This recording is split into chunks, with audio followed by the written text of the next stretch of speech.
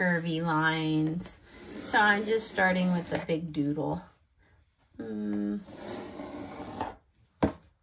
So again, the goal is to have 8 to 12 sections. So I have 1, 2, 3, 4, 5, 6, 7, 8, 9, 10, 11, 12.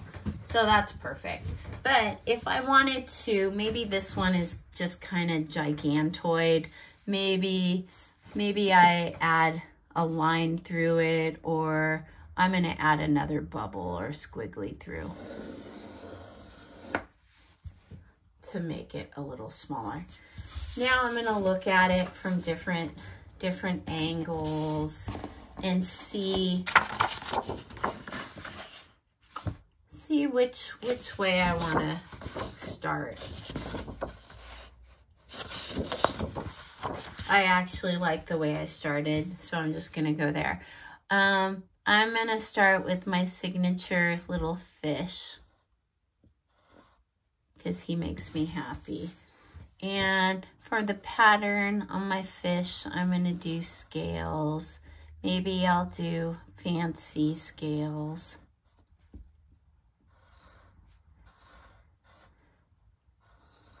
And for today, I'm just going to start with my pencil.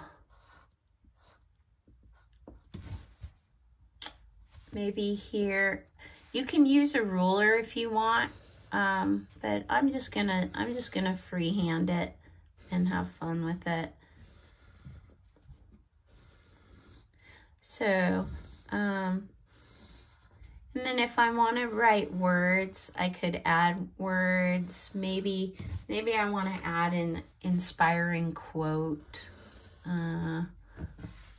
I don't know, but for right now, I'm just going to do that. I would like to add some bubbles in here because that makes me think of underwater. And again, you don't have to,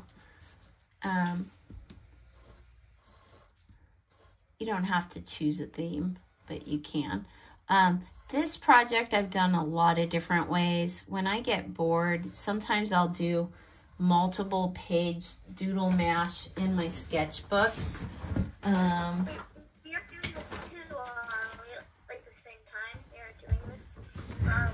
I'm just showing you how to start, and then you're gonna have the rest of the work period yeah, and we're gonna work on this for the next 2 weeks. So this is not due today, if that makes sense. But what you want to at least today get is at least a doodle and maybe the start of a couple patterns. And if you need pattern ideas, go back and I'll make sure the links are on the agenda slide. They should be. So this is how I would start, and then I can go back and maybe I'll add more into these spirals, but I'm gonna think about it for now. Maybe here I'm gonna make this look like kelp. I forget what the kelpy leaves look like.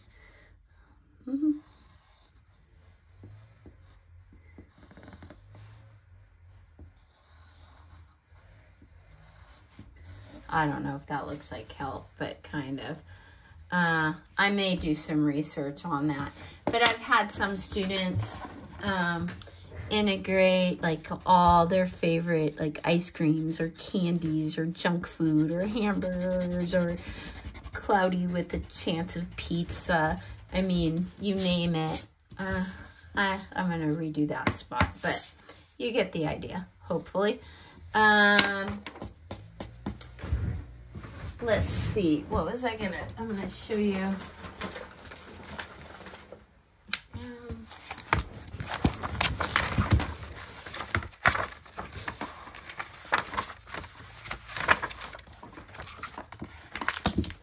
I have so many different sketchbooks. I thought I marked it, but maybe I didn't.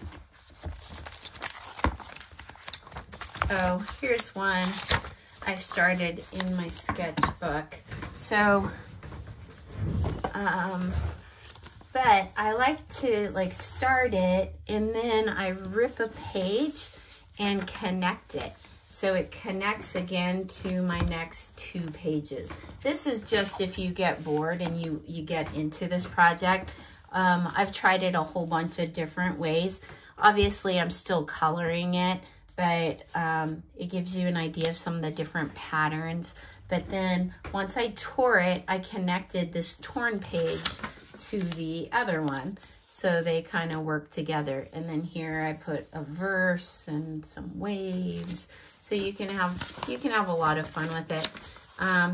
This other one I did for my kids, I think it's in this one, with Marvel Comics.